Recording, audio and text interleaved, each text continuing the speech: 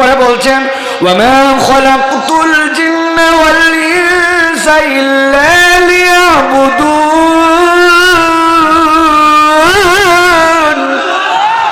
এই দুনিয়ার মানুষ, আমি আল্লাহ রাব্বুল আলামিন তোকে কেন এই কল্যাণ দিতে চাই, আমি রব্বুল আলামিন তোকে জানালাম, আমি জিন আর ইনসানকে আমার ইবাদত ছাড়া অন্য কোনো কিছুর জন্য সৃষ্টি করি নাই।